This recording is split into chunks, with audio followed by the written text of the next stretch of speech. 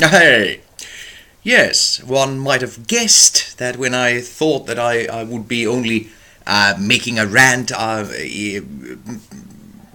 very infrequently, only when necessary, I actually almost immediately had an inspiration and I just again had to do another, even though, well, yeah, one might have guessed. Um, and it's about yes, I don't know why I feel like wearing this some sort of, I don't know, solidarité, fraternité perhaps, um, and it's about Europe. Um, um, I guess almost everyone. I adore Yanis Varoufakis. I think he's marvelous, and he's right in with pretty much everything. Um, and there are some other great European, I don't know, thinkers, people, um, influencers. But the reason I needed to do this rant is that even though I agree with absolutely everything with them, about absolutely everything, the one thing that we do not agree is about a federal state of Europe and Europe as European community organization, whatever. At this moment, the European Union. Now, anyone with any sense knows that the European Union at the moment isn't working, and but again, it's a complete and utter piece of crap, and it is, even though one knows how, again, and the power of money and giant corporations and the elites, and especially the banking sector, one understand so pretty much how it came to be, with facts. But it is so bad that it is still amazing that even with all this brainwashing and control and so on, it is still amazing that the European people allowed the European Union as it is to come about, that they were fooled into it. It's horrible. But anyway, but what we disagree with all these wonderful people, Varoufakis and his DiEM25. Certainly, I'm gonna vote for DiEM25 in the next European elections if they have any candidates in Finland. Of course, what they're about is something a trillion times better than what, again, the horrible, again, criminal organization that the European Union is at the moment. But my personal opinion is that this sort of thing, it'll never work. No way. What you need to have democracy and happiness and people having really good lives, not just decent lives, but really, really, really good lives, is local democracy. There's no question about that. And it doesn't matter what you're going to try and do with Europe, you're gonna have the elites and the banks and financial power and giant corporations. And I have no idea. Perhaps the United Nations might try and disallow lobbying, but they aren't so far.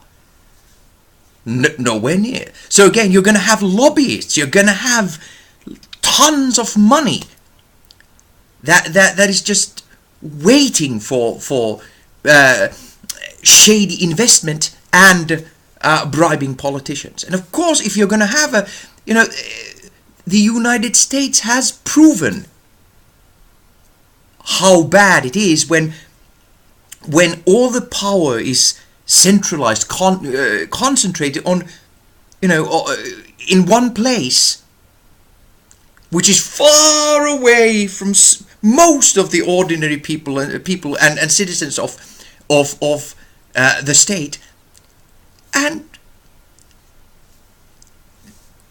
nobody knows.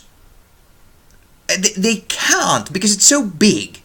They're not going to be able to tell what the heck these politicians somewhere there are doing. And of course, in this small place, you're going to have a bubble. You're going to have a Brussels bubble, and you're going to have a whole world of its own of lobbyists and crooked politicians.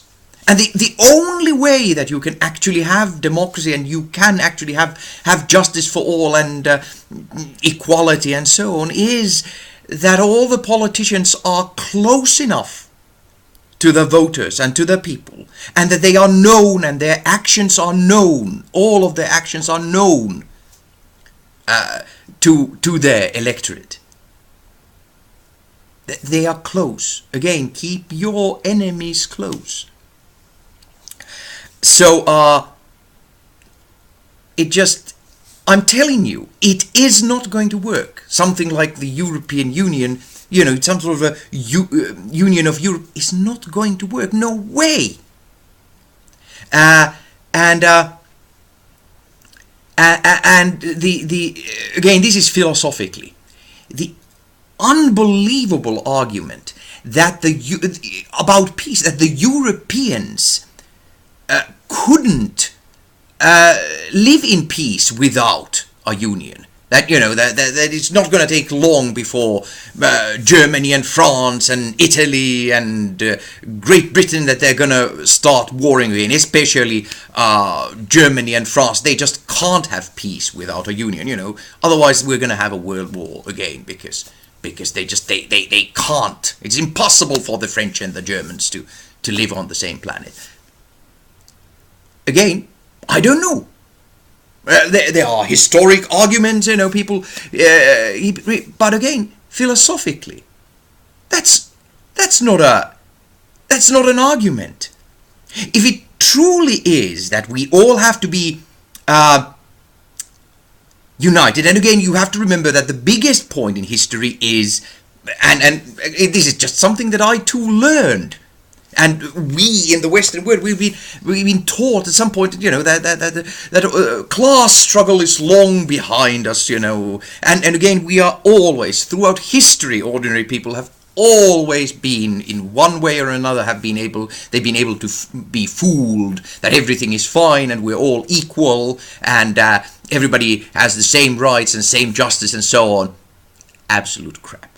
The history of man is a class struggle, and it's going on at the moment stronger than ever. So anyway, that you're going to have again class struggle lost because of this giant European federal government, and the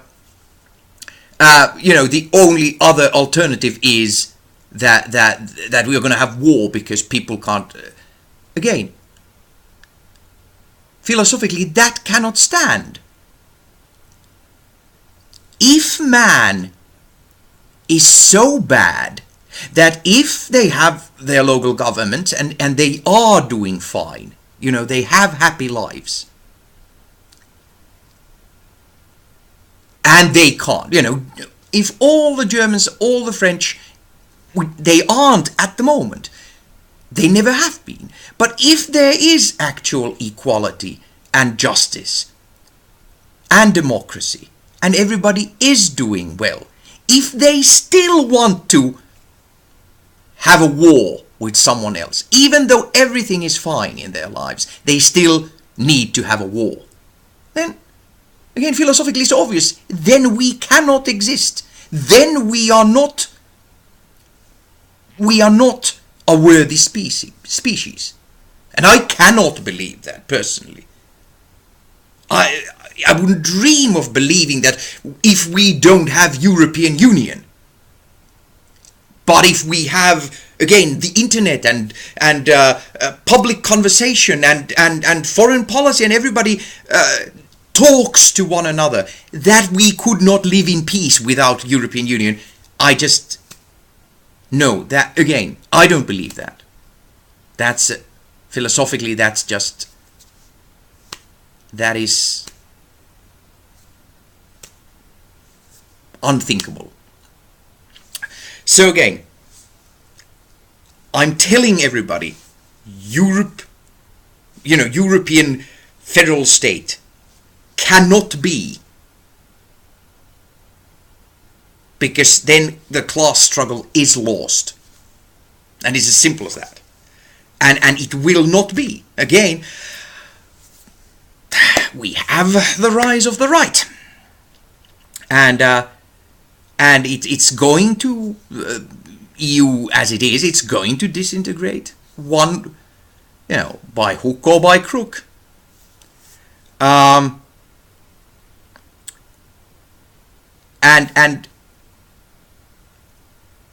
this was the point of this rant. I really would hope that good, intelligent people who are right about absolutely everything else would see that our giant, big federal state is not a good thing for an ordinary person. It's not a good thing for democracy. It's not a good thing for a good life. What is one going to do about the United States in that case? I have no idea. One might say that it's unfortunate that it's there, but what one can hope is that the person who actually won the Democratic primary the last time and who should be the President of the United States, Bernie Sanders, will win in 2020, and there will be a whole new kind of a government. Again, that's the interesting point. I'm continuously highly annoyed by all the progressives crapping on Sanders when he says something wrong, or when he doesn't support some progressive cause strongly enough, especially when it comes to foreign affairs. Again, he's not really, foreign affairs are not his thing, and he's very much a domestic politician, and why not, since the domestic affairs in the United States are so bad. But again, he does not. Not one man, again, and this is somehow United Station, not one man has to do everything. It is exactly like the Obama government was filled with, technocrats, highly educated, corrupted neoliberals, and the Donny Lufaface government filled with absolute, utter, horrible human beings and literal criminals. In the same way, there's no question that the Sanders government would have been, and again, there were very many interesting names floated when it was a possibility earlier. It would be filled with really good people, people who actually should be there. Somebody, an education secretary who actually has worked on education, actual public education. People who have worked on social issues and who are again complete and utter opposites of what the Donny Lufaface government is like, but a billion times better than any other government that the United States has ever had. And again, of course, Sanders is going to have, is it the Secretary of the State, the Foreign Secretary in the United States? I think it is, and the State Department is the Foreign Office or something. Again, the person in charge of foreign policy is, of course, going to be somebody who is for peace and stopping the wars and curbing Israel and so on. Somebody a complete opposite of what you have ever seen. Somebody who actually has the background that justifies making decisions or giving advice on foreign affairs. It doesn't have to be all Sanders. What Sanders is about is that he's a decent person and he's going to listen to decent people and he's going to bring in decent people. And he's the only one. He's the only one that I personally can say is a decent person. No one else am I personally, when I look at them, quite the same way as I said at one point when the first time I didn't know who Donny Lufaface was until he came down with the silly escalator, the paid public, and announced his racist campaign. But again, the moment I saw, I took a look at him. I said, "Oh, that's a con man. That's a crook." In the same way, one can look at Bernie Sanders and say, "Okay, that is a decent person, totally and utterly decent person." And I can tell you, there's nothing more important in the U.S. politics, and there's no one, not Warren, not even Ro Khanna, can I look and say they're thoroughly okay. I mean, everything they do is okay, or most of the things they do is okay, and almost everything they say is okay, but I don't get the vibe. I get the vibe from Sanders. He is thoroughly decent. And again, that's what one hopes for the United States, that you get a decent government, you get social democracy, and then we'll see. Then we'll see what is the next step. But as far as Europe goes, it's of course everything is just looking. But I'll go to that in my New Year's rant. Rant of 2019. Of course, it all looks very bad. It's not good and it's horrible, and it's just as bad and crooked and even more rotten than the US system is the European Union. It is an absolute and utter disaster. It doesn't look good. But I needed to have this, to be able to say this. Oh, and one more thing. It's about the damned Russians. Now,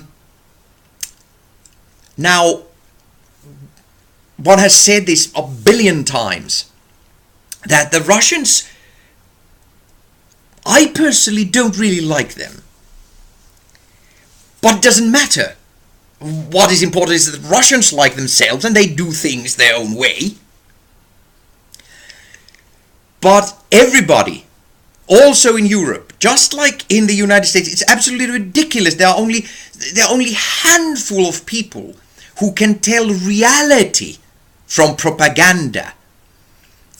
And most of the progressives in Europe, just as well as in the United States, the people are so few. Who are they? Jimmy Dore is one, and Aaron Mattei is one. Anyway, there are so very few people who, when they talk about Russians, they're somehow realistic.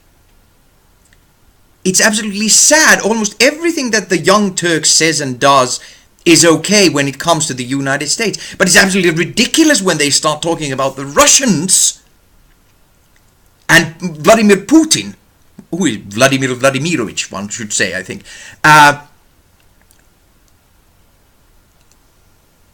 And how would one say, they have a bias. And they cannot talk about things realistically. And again, one just had to say it. That is one problem. That is one of the very strange things about. One of the things that really worries one about progressives in Europe and in the United States, that they seem to have some sort of a. And I don't understand, because I was born during the Cold War. I'm in Finland. I mean, everybody lived in absolute terror of the Soviet Union. But again, everybody. That's the, because if you're not a realist and you don't dissect whatever international incident happens between the West and the Russians and or somewhere else where the parties are, if you do not find out something about the history, but then again, what actually happens and what is everybody's point of view, and what actually is, for example, Russian self-defense beyond any doubt. If you're not, then if you can have a blind spot like that, what other blind spots do you have? Even though on most of the issues you're right, and most issues you can look at objectively and find out the facts before you say anything. Again, this was a side note, but it was because again it touches any progressive in the world. The fact that there still seems to be areas where progressives are not fact-based enough. Well, anyway, that's a lot. So that's my piece, and then I hope I didn't forget anything, because I'd be really, really, really annoyed if I have to do any of this again. So anyway, until a New Year's rant. Bye, y'all.